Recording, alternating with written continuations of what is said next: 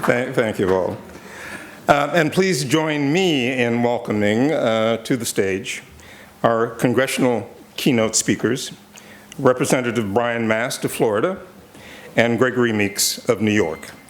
They will be introduced and interviewed by Fred Kempe, President and CEO of our partner organization, the Atlantic Council. Prior to assuming leadership of the Council, Fred was a successful author and a prize-winning reporter and editor at the Wall Street Journal, where he worked for more than 25 years. Please join me in welcoming our congressional keynote speakers.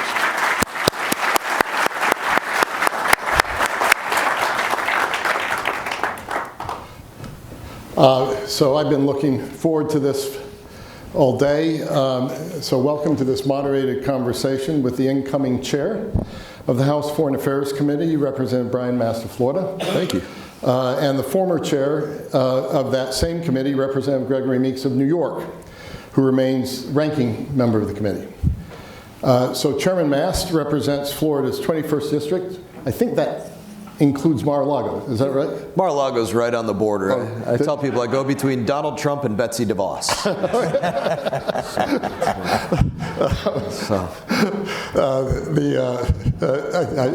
I'll hold my follow-up questions for the moment. A military veteran, Operation Enduring Freedom, recipient of the Bronze Star and the Purple Heart, lost both his legs while serving in Afghanistan in 2010. His maternal grandparents were immigrants from Mexico. He served in Congress since 2017. Chairman Meeks, a lawyer with his degree from Howard University, just down the road here, law degree, has served in Congress since 1998. Chair from 2021 to 2023, worked as assistant district attorney to the Special Narcotics Prosecutor of the City of New York, before joining the Investigations Commission on Official Misconduct and Organized Crime. So I'm going to get right into the questions, and then somewhere in the flow of the questions we'll turn to all of you in the audience and ask you for your questions and have you identify yourself and to whom you want to ask your question. Your committee is one with a rich history. I won't list all the people who have been chairs, but one of them was John Quincy Adams. It gained status as a standing committee of the House of Representatives in 1822. Its antecedents date back as far as 1775, when the Continental Congress established a committee to correspond with friends abroad. So let's get started. Chairman Mast, people are talking about this as a uniquely perilous time. Wars in the Mideast, wars in Europe and the Middle East, competition, tensions with China, competition for the commanding heights of technological change, artificial intelligence, quantum, etc. There's a whole world of stuff to look out here. How are you going to go about setting your priorities? Triage. Tactically, strategically, make the big deal the big deal. Those are all things that we say constantly in the military, but the big deal for us is recognizing the different buckets that exist in Congress, authorizing and appropriating committees. We are an authorizing committee, and in part, I would say our role in authorizing, doing a comprehensive reauthorization of the State Department has been allowed to lapse largely for the last 20 years. I believe 2002 was the last time it was done comprehensively. And so this is work that we will be eating and sleeping and breathing as members of the committee, is to make sure that we are prioritizing anything in any hemisphere or any continent, any part of the globe, by saying what are the buckets that we allow to go forward within the State Department, and then deciding should those remain the way that they are. Do they need guardrails up around them? Should they be dissolved, or should be new ones? We have new ones created, and that's just a little bit of the strategy to say how we'll move about working through that purposefully. Really, really interesting. And we'll come back to the State Department question a little bit later.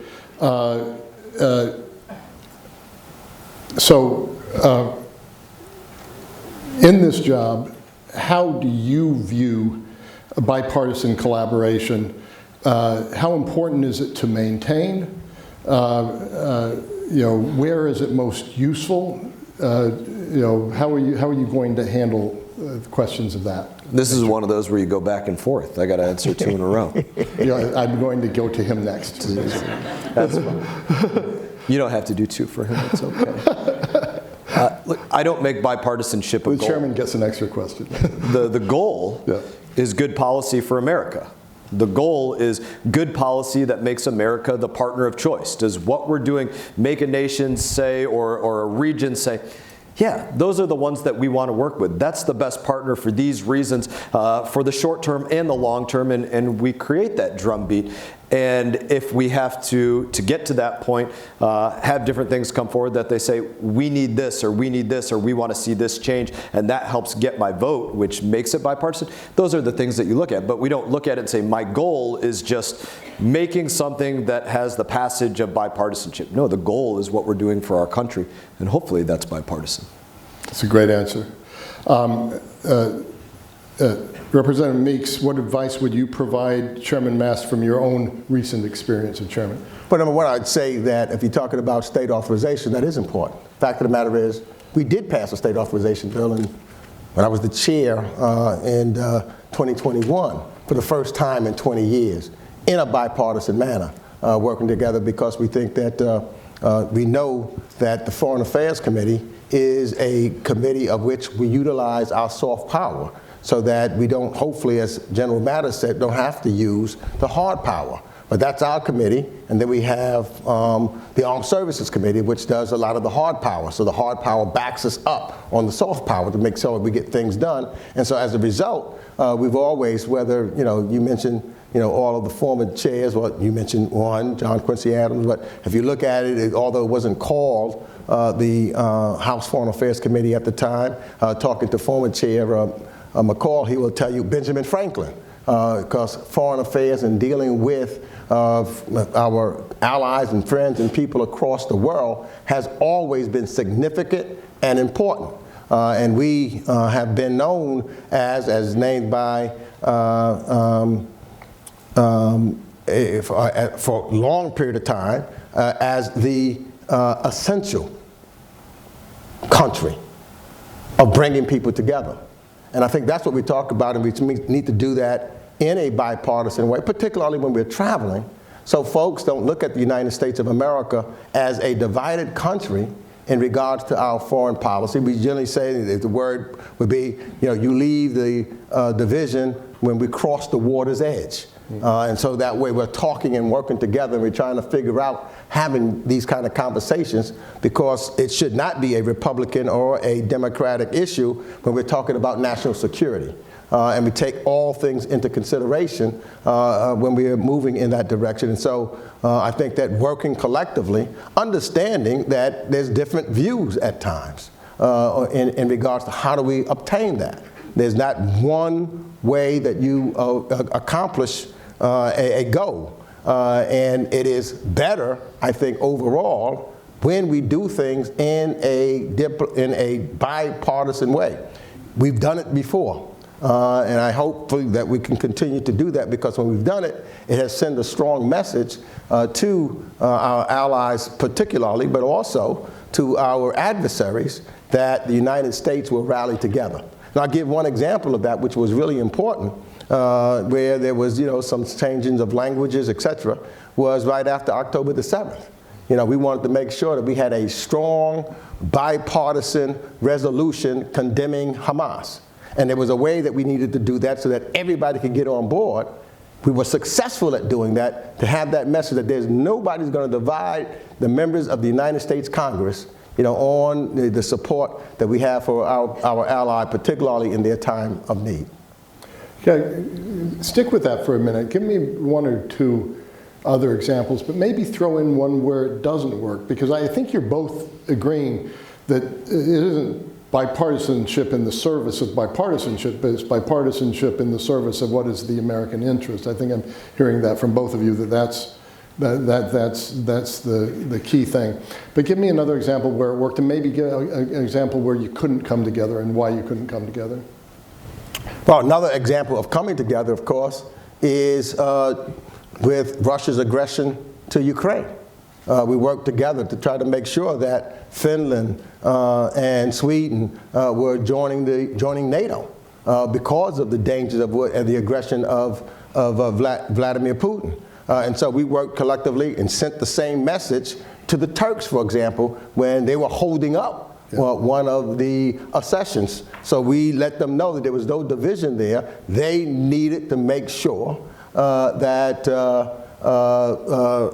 Finland would be, no, Sweden would be in the into NATO. So that's where we had an agreement. We also had an agreement when we dealt with, we worked very closely with outbound investments, which is really very important for the security of our country, to make sure that China and others like that are not getting, having access to vital chips and other types of equipment that would be a threat to our national security. So we worked very closely in that. We had basic disagreements on, for example, in dealing with Afghanistan, or at least the end result of Afghanistan.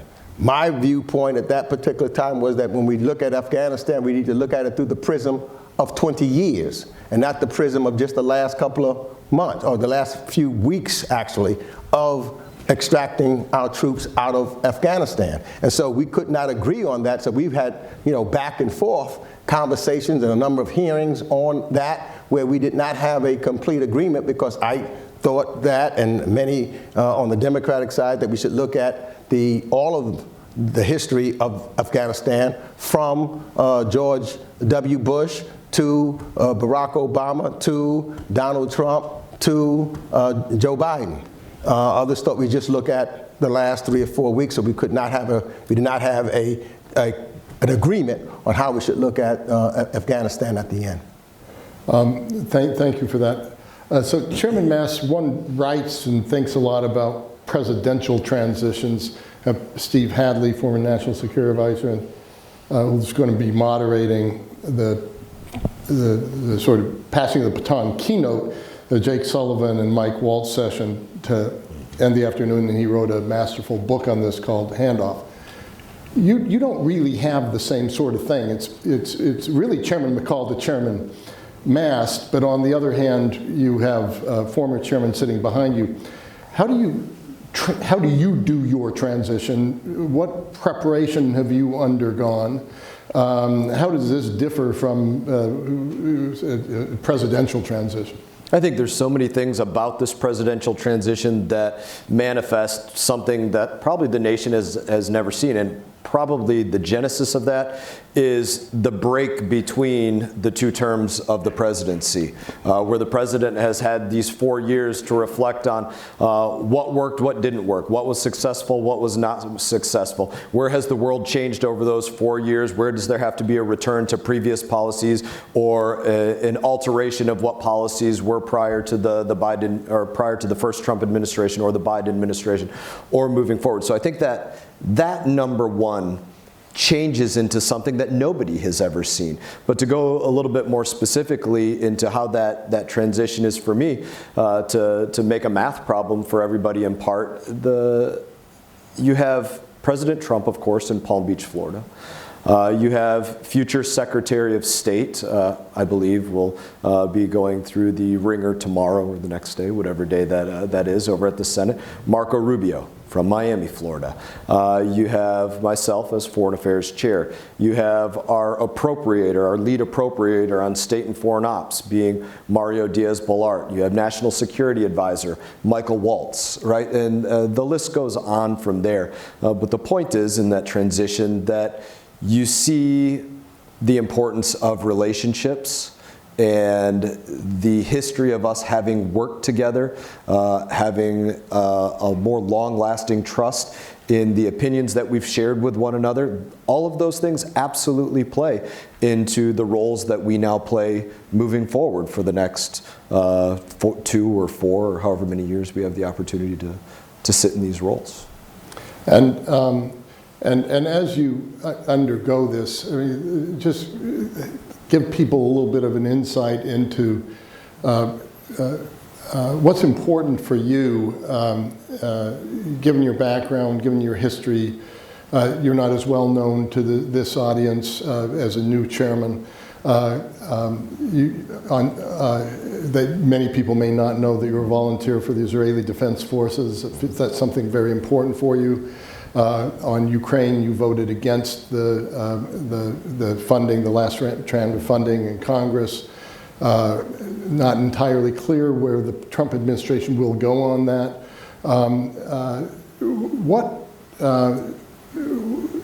If you can share with the audience a little bit what moves you coming into this position in foreign policy issues, and then how you will use that to guide your decisions and guide your chairmanship of the committee coming in with these really tough decisions. Let me say it in a couple of ways. Right? The goal would be a platitude.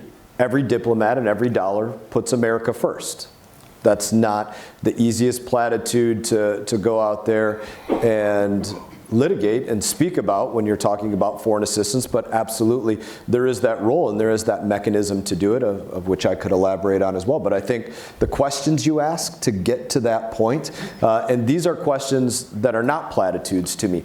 Every single time that I have a foreign delegation or a diplomat or an ambassador, take your pick, every single time there's one of them in my office. I have, for those of you that have been in there, I have a sliding collegiate lecture board, Barker lecture board. I hide the things behind it that I don't want people to see, and I keep the things on the front that I do want people to see. And I have written on the front board 3 questions that I've had up there for years. And question number 1 is, what does America need from each country or region? Question number 2 is, what does that country or region want from the United States of America? And question 3 is, does what America is providing get America what it needs? And where that leads me to is, if it doesn't, we somehow spoke past one another. We didn't have the conversation that we needed to have, or in part we're being played for suckers. And I won't pretend to speak for President Trump, but I will say I know that he doesn't believe in America being played for a sucker.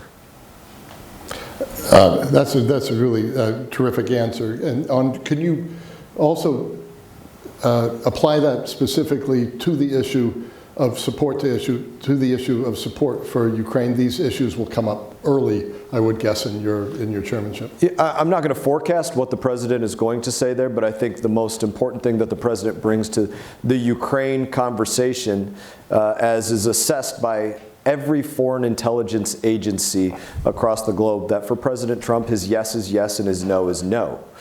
And if they don't think that's the case, they are rolling the dice in a very serious way. That is the most powerful thing that he brings to the table. And I think second to that is his acute recognition of the tools that America brings to bear, kinetically, through our military and our military supply chain, diplomatically through our relationships, and economically through the forces that we bear, both by the goods that we intake and the commerce that we allow across the globe. And so I think the awareness of all of those things, both for our adversaries and all of those abroad, of how the president operates in terms of the decisions that he makes and the way that he recognizes all the tools at our disposal, I think make for a situation for Ukraine that he will come in, he will have a direction that he wants to go, and it will be recognized by our partners, whether it be NATO, whether it be the EU, whether it be any individual nation that just wants to have a conversation, whether it be Vladimir Putin or Zelensky or any of them, as, okay, that's where he is dug in and that's what we have to work around. Clarity, question of clarity. Anything you'd like to respond to that you've heard Congressman Meeks, and ahead of a question that I will ask beyond that, which is, it's really hard, I think, at times to separate domestic policy, domestic issues from foreign issues, infrastructure, workforce development, immigration, education. So in your chairmanship and in your time in the Congress, how have you seen those intersect with each other? But you also may want to respond. Yeah, let me just say this, because I think that here's where we may have a fundamental difference. The world is more interconnected now than ever. There's countries that are participating and have their concerns also. And if we're going to be successful, we've got to figure out how to work together. That's what diplomacy is all about. That's why we have a State Department. That's why we have ambassadors, so that we can make sure. One of the things that I learned early on coming into Congress, and I had a conversation at that time with former President Clinton. And I asked President Clinton, this was in the year 2000, what going out of the presidency surprised him most than when he came in. And he said that he found that he got more things and more agreement with our allies and our countries when we showed them respect, as opposed to just militarily threatening them. He said that we need to figure out how, whether the country is big or small, and there's times that you do have to back it up with a big stick if individuals do not come with the same values and they try to take advantage of those values and move forward. That's what the whole idea is, to try to make sure that we have a playing field that is level, that is values-based, and the values of who we are as Americans. And we can lead their regards as that indispensable nation, because what we can do and what we should be doing, instead of creating conflict, we resolve conflict. That's who we have been as the United States of America. We did that in World War I. We did that in World War II. When other countries caused conflict, we got involved to resolve the conflict and work together to bring other nations together. And that's why we have a NATO. Significantly important. That's why it's important to have relationships. One of the biggest, and I guess these are, something that may come up later, the whole question is with China. Yep. Is because if we don't do that, China will fill a vacuum. And countries will see that if they can't get their interests also included therein, they will go somewhere else. And we've seen that. We've seen it already in regards to something that's not popular within my own party. We didn't pass, we didn't get it done under Barack Obama, and then we decided to pull completely out of any trade agreements with TPP, etc. So what makes us a safer country is when we're working and we're trading, that's economically, it brings costs down, it brings inflation down, it makes us work collectively together in that regards. When you think of supply chains, that becomes important. And that's why we need to make sure that there is further manufacturing in the United States, that we have supply chains leading out of the United States, but also have it at friendly places and not be completely dependent upon China. We also see it in healthcare, how we're interconnected, because something can happen on the other side of the globe. It's going to affect us right here domestically in the United States, whether it be health, whether it be financial services. So we can't live on an island separate from everyone else. At times, and I know I've had this also, when we need, for example, a vote in the UN. And I call some and they say, oh, and I've called countries, now you are calling me? We've got to show up. We've got to be there. That's what China is doing. That's part of the global competition that we're having with China, is with the rest of the world. That's why relationships in Asia and the Pacific are important. Their economies are important. They're concerned about their economies. And they would prefer us as the country of choice. But if we're not, their only other alternative is to depend upon China. When we talk about natural resources and what we need for the future, much of that is on the continent of Africa. We ignore Africa and some of the other poorest countries in the world. We're ignoring and hurting ourselves. That's not in our best interest. And so to help develop and create institutions and move forward and be concerned about humanitarian issues in other places of the world, that's in our interest. And when we spend money in those areas, it's an investment. It's not a waste of the United States money. It's an investment that we're looking at, and we want to get a return on that investment now and in the future. And I'm shocked at times when we have this dialogue and conversation and people talk about we should not be giving any foreign aid or anything of that nature. Most people think it's 25% of the budget or it's 15% of the budget. It's less than 1%. It's one of the best investments that I believe that the United States of America makes for us and our people, both internationally and domestically. I think this is a good place for a little more conversation. Yeah, I was just going to say, I think that you're drawing some differences here. I'm going to ask one follow-up, and then I want you to have your response to what you've just heard, because it sounds to me that what you just said was really your questioning of the America First approach, or the quote that Chairman Mast came up with: every diplomat, every dollar puts America first. Is that what you're differing with what you just said? No, what I really would say is that you can't go into, in a diplomatic way, saying, I don't care about, I just want to know what America's going to get out of this. Yeah. And so it's America first, and to one degree that means it's America only. We're not the only ones in this planet. We share this planet. We see what's taking place in the United States with climate change. Yeah. And we talk about it, I mean, it's clear. If you talk to any scientist, when you see the unprecedented fires and winds and hurricanes that we're having around the world. Mm-hmm. We all live on this planet together. It's not just us. We've got to work together. We share this planet. Chairman Mast.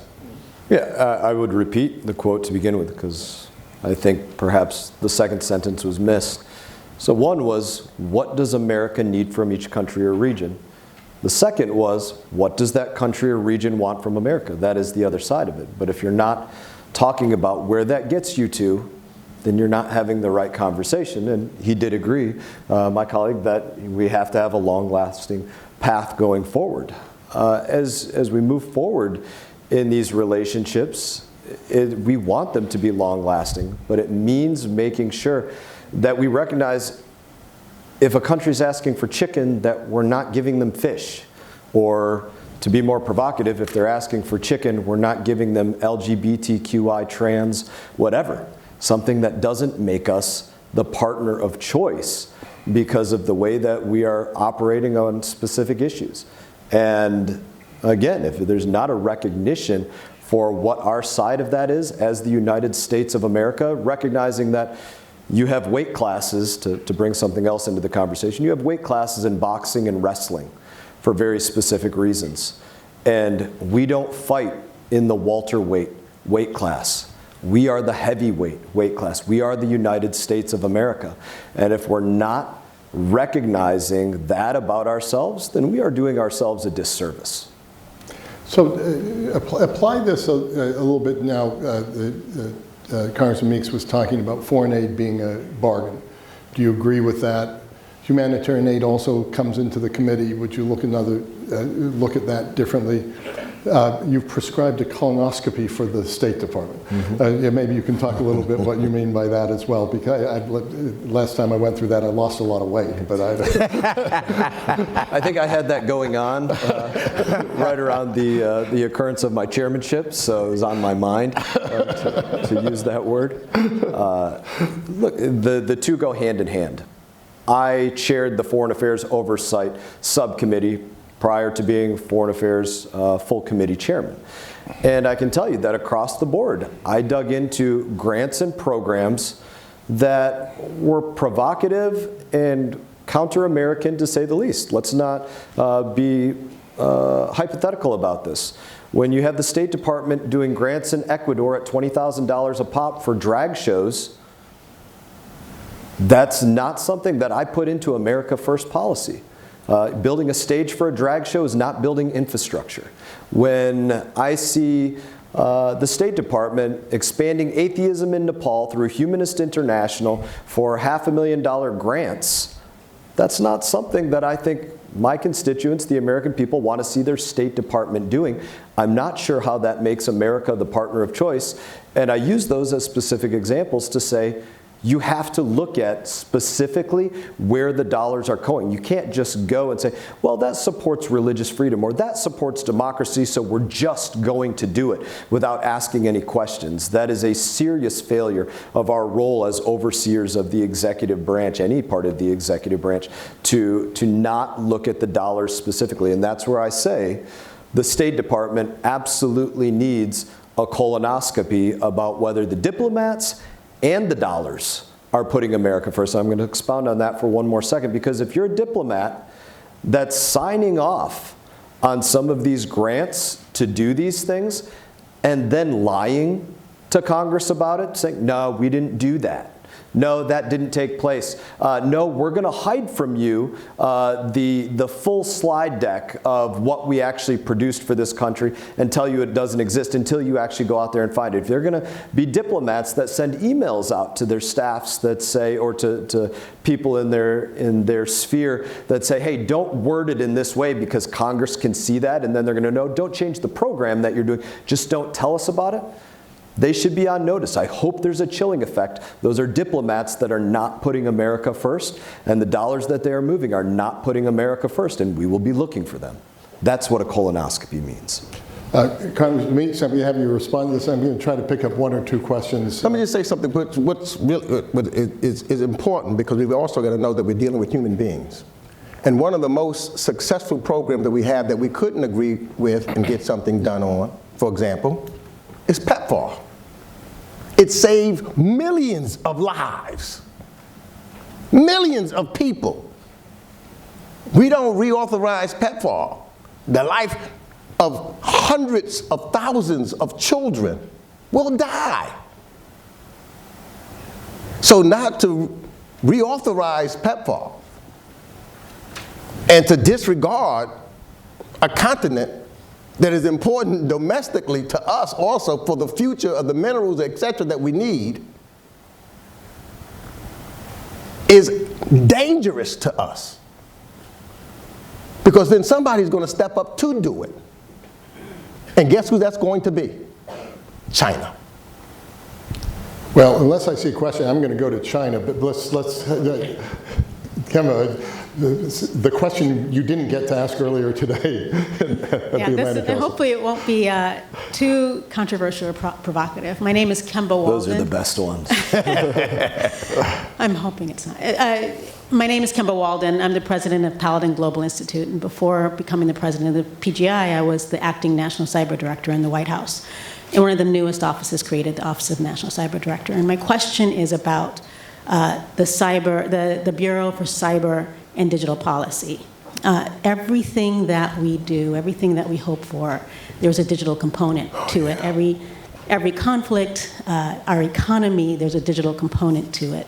The restructuring of war-torn countries, the opportunity for prosperity, there's a digital component to it. So my question is, how do you view the Bureau in this new environment? What is the evolution for the Bureau in participating in this digital infrastructure that we live in?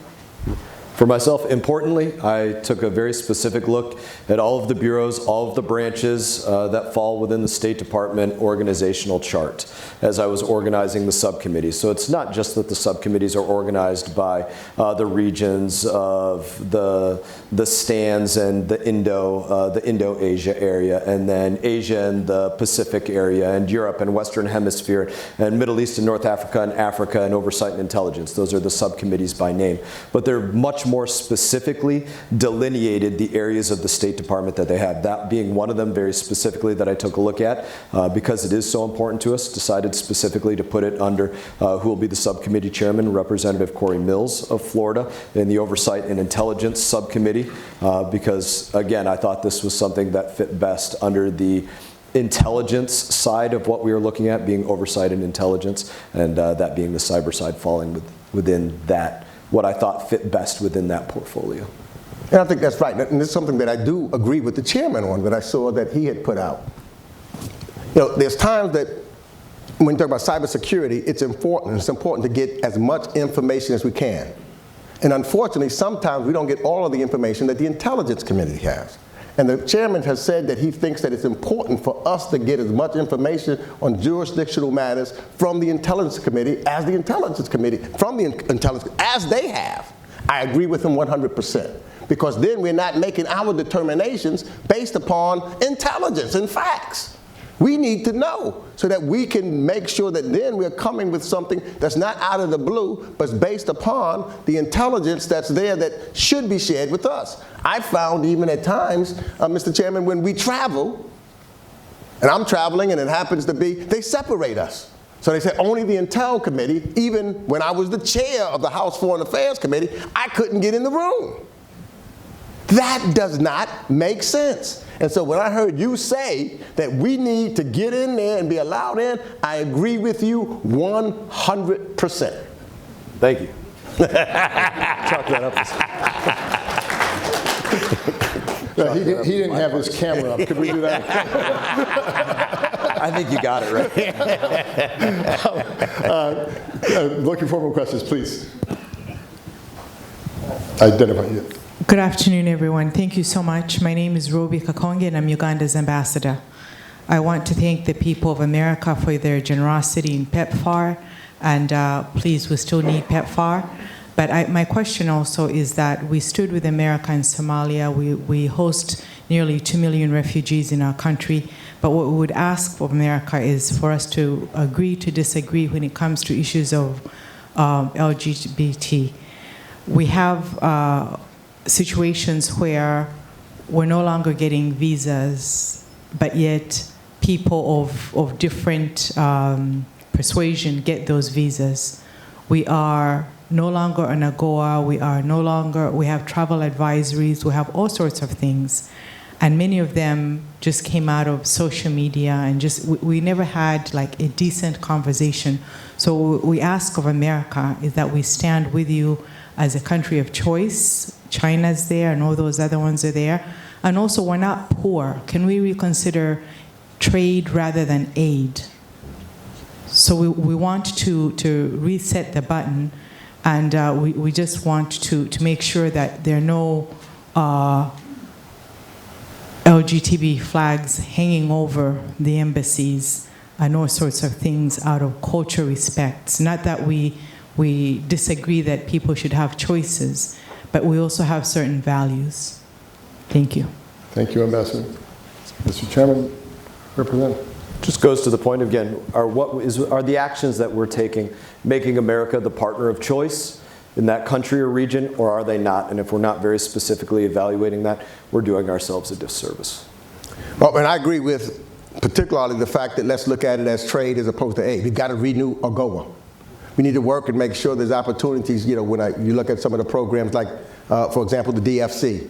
Been working with on Africa with their International Continental Trade Agreement, trying to figure out how we can make sure that the resources. And I was just talking to someone recently, and I'm going to I'm going to do a podcast on this, and I'm going to, Africa never gets or keeps the resources that it has. It all seems to go somewhere else. And this was something recently that was told me that the big thing now is African music. But I'm told that there's not one company there. All of the resources come out, they get the music, the performers, but the money for the production and everything else is never in the country. So it benefits America, to me, when we have countries that are fully developed, that have institutions. We help strengthen those institutions where they may not be, because if you stabilize them, if they're stable and good and rules-based countries, that's beneficial to all democratic countries across the world. And I think that's what the goal is, and we need to do, and that no one is left out. Made a huge shit, I think that's important, where you have other nations as part of the G20. Africa was just included into the G20. So that other voices are heard there and not forgotten about, because that's important also. And so being inclusive in that regard is important. That there's going to be things that we do have differences on. And those differences, that's, just happens. And so we need to have that kind of conversation and go back and forth, but hopefully without losing hundreds of thousands of lives as a result. The bottom line, to me, is still trying to make sure that people have a equal and a good opportunity to live out. Because and here's where beliefs do come into this. I believe we are all human beings, and because I happen to be in the United States, does it make me a better human being than somebody from someplace else? Just happen to be born one place or the other, or taken one place from another. So for me, it becomes really important in that regards, because look, My ancestors was taken from the continent of Africa. But now we got to figure out how do we move and we get things and work collectively together. That's what the key is, so that we can be better and improve. And as our nation said, striving to be a more perfect union. Striving to have, I believe, a more perfect world. And what I look at is not just right now, it's the future. For me, everything that we do is not for me. It's for my grandchildren and other children yet unborn. Is this place that we share, will it still be here for them? And the decisions that we make now are decisions that are going to be looked at, not by me, because I'll be gone, but by those that are still here 50, 60 years from now. Just as we look at the decisions that was made 50, 60 years ago. Some were right, some were wrong. Try to fix what we did wrong and make it right so it's better in the future. And I think that's how we need to look at the continent, but other places all over the world. Thank you, Congressman. Mark, please.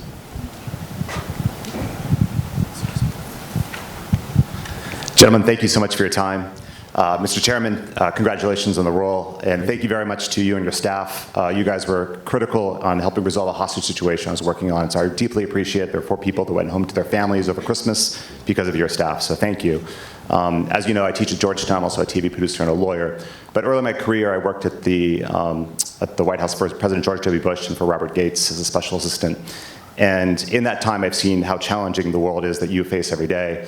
And in my earlier chapter, I was at the War Crimes Tribunal, where I spent 3 years investigating and prosecuting genocide cases. One of the things I think does not get often attention here is the persecution, not of all people, particularly of Christians. There are some serious places in the world with serious challenges with Christian communities, and I just would like you to just add your thoughts to how you're looking at this as your new role as chair. Thank you, Mr. Chairman. Thank you. No, I think you bring up a great point. Where any religion is marginalized, it's something that we do care about and do pay attention to. Everything, not to reiterate what I said too many times, does fall under the conversation for our State Department is how is dealing with that situation making us the partner? What does that do for that relationship? And we have to weigh that accordingly. And I know Secretary Rubio and President Trump will be conducting our foreign policy as such. Now to go to, I guess, something that I wanted to touch on from what Gregory Meeks just said, maybe just to put a little color on something. I think you said one of the most important things, and that is, I don't know who in this room is, probably many have been in service, but I don't know who is still in military service, as an example. And if you have served or are serving, thank you very much for your service. That being said, the time for most of us, it's not an insult to anybody, but the time for most of us to put on body armor, to wear a helmet, night vision optics, to load our kit up with 10 magazines of 20 rounds apiece or a sidearm, everything that you need to save the life of a friend or take the life of an enemy. The time for most of us to step onto a battlefield has come and gone. The ones that have to do that are my kids, and your grandkids and your kids, those of you that have young kids as well. And I think that is the light through which, the lens through which both of us, and hopefully all of us, take a very serious look at the foreign policy that we are conducting, is what position does that put in those that we leave behind or those that we leave the world to, and I can tell you that's how I look at it. That's a great answer. My final question from me, China's come up several times, so let's end there. And maybe, Mr. Chairman, you can go first, and then Congressman Meeks. There's so much there. There's trade, there's Taiwan, there's property theft. Where do you set your priority? First of all, how big of a priority is it going to be for you, Mr. Chairman, for the committee? And then second of all, what do you prioritize within this gigantic bilateral relationship with China? Probably not a surprise. Foreign policy will be led by the executive branch, by President Trump and Secretary Rubio. And that we certainly will work to create the right pathways to support that foreign policy. And it's not a secret to many in here. One of his favorite words is tariff, and I mean that literally.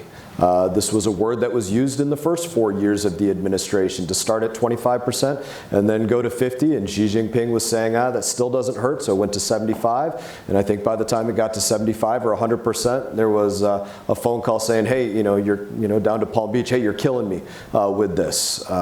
That matters, and that will be a part of the policy to recognize that just as much as we have so much industry that's reliant upon goods that are coming out of China, they're reliant upon having to sell to us or to our allies. And to not be able to sell to us or to EU or others absolutely puts them in a pinch. My colleagues spoke about how interconnected that we all are today. And so the administration will have a very healthy look at all of those as tools at play, and we will be working to support that. And the global look at this goes beyond just looking at Asia. It goes to looking at where are some of our allied nations, like Israel, conducting policies that change global battlefields and global landscapes. And to put color on that, I would say, if you have an Israel that's making reliable Iranian energy a thing of the past for them to even keep their lights on, well, you can't run oil exploration and refining,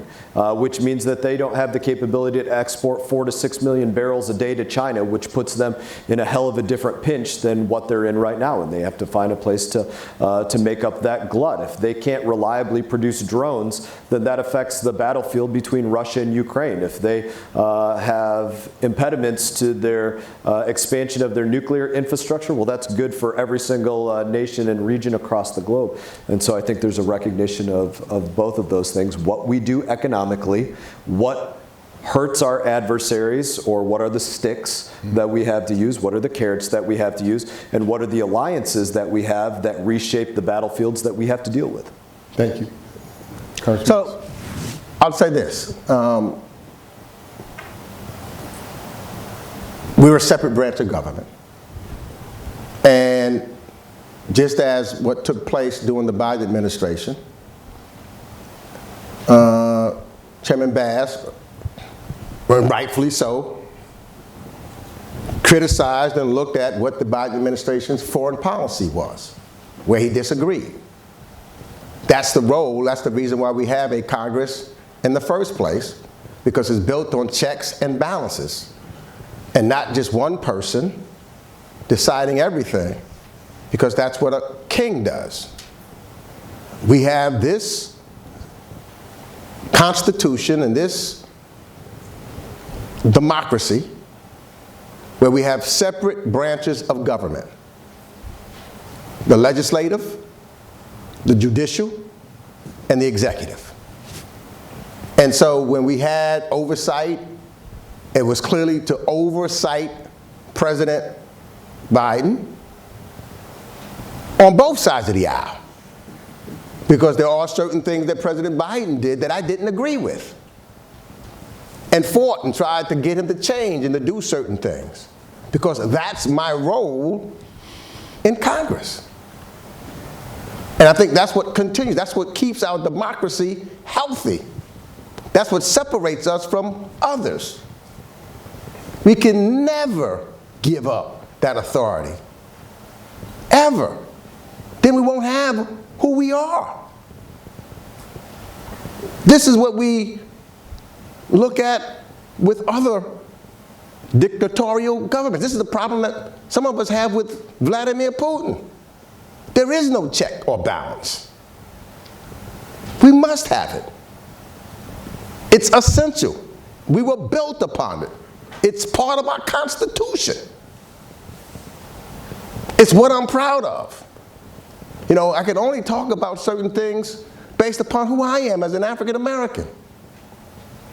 In World War II, when the country was segregated, you had African Americans. I just finished reading a book about an airman from Tuskegee who suffered all kinds of things, but he believed in this country. So he got in that airplane and went to that training and went to World War II, even though he couldn't eat at a lunch counter with anybody else. fighting for this country and its democracy. Not for him, but hopefully for somebody like me would have an opportunity someday. Knew that he wouldn't see it, but thought that the basics of this institution was in place so that it could happen. And guess what? Here I sit today. But for those kind of sacrifices, but for the belief in this country. That's who we are. And I'll tell you this, I'll end on this. I really respect this man because he stood up for this country. He lost his limbs. There's nothing, no bigger sacrifice than that. So even if we disagree, and that's what this country should be about, even if we disagree on the policy, we should always agree on the country and who we are and our institutions. And he's shown it. He's had the courage to do it. And so therefore, no matter whether we agree or disagree, because sometimes we focused on that, it's about whether we respect one another. And one thing I can always, and I can guarantee you, Mr. Chairman, I will always respect you because you've shown that you love this country. Thank you again, Mr. Meeks.